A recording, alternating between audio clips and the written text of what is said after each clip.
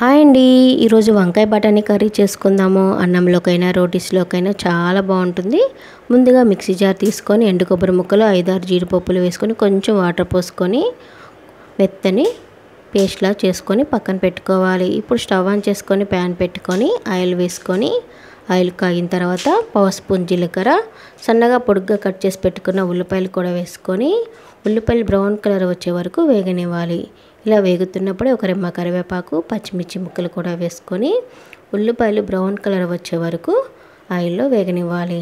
ఇలా ఒక 2 నిమిషాలకి ఉల్లిపాయలు కొంచెం కలర్ చేంజ్ అయ్యాక 1/2 స్పూన్ ఫ్రెష్గా దంచి పెట్టుకున్న అల్లం వెల్లుల్లి పేస్ట్ కూడా వేసుకొని పచ్చివాసన పోయే వరకు వేగనివ్వాలి. ఇప్పుడు 4 టమాటాలు, మీడియం సైజు పండు టమాటాలు సన్నగా కట్ చేసుకొని వేసుకోవాలి.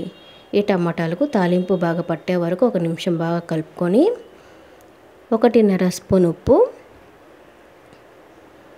1/2 స్పూన్ పసుపు కూడా వేసుకొని ఉప్పు పసుపు టమాటాలకు బాగా పట్టే వరకు బాగా కలుపుకోవాలి.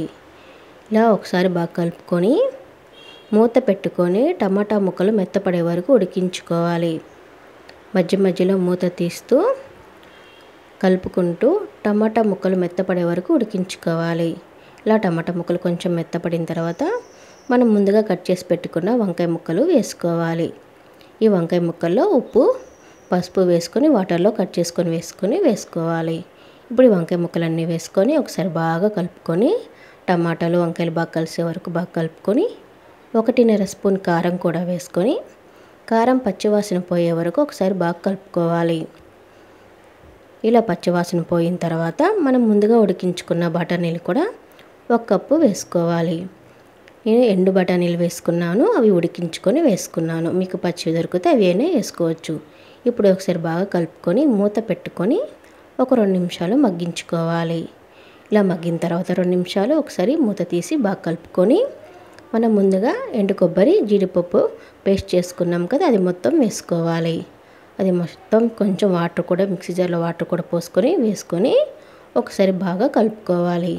ఒక 2 నిమిషాలు ఉడికిన తర్వాత 1/2 స్పూన్ గరం మసాలా కూడా వేసుకొని మరొకసారి బాగా కలుపుకొని వంకాయ ముక్కలు ఉడకడానికి సరిపడా 1 గ్లాస్ వాటర్ కూడా పోసుకొని ఒకసారి బాగా కలుపుకొని మూత పెట్టుకొని వంకాయ ముక్కలు మెత్తపడే వరకు ఉడికించుకోవాలి. ఇలా మధ్య మధ్యలో మూత తీస్తూ వంకాయ ముక్కలు ఉడికిందో లేదో చూసుకుంటూ మూత పెట్టుకుంటూ ఒక 10 నిమిషాలు వంకాయ ముక్కలు ఉడికే వరకు ఉడికించుకోవాలి.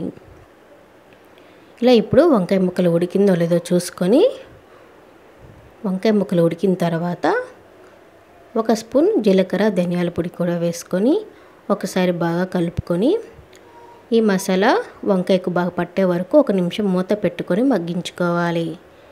ఇలా మూత పెట్టి తీసిన తర్వాత ఒకసారి ఉప్పు కారం అన్ని అడ్జస్ట్ చేసుకొని ఒకసారి బాగా కలుపుకొని స్టవ్ ఆఫ్ చేసుకొని సర్వ్ చేసుకుంటే ఎంతో టేస్టీగా వంకాయ బఠానీ కర్రీ రెడీ. ఈ వీడియో మీకు నచ్చితే లైక్ చేయండి, షేర్ చేయండి, సబ్స్క్రైబ్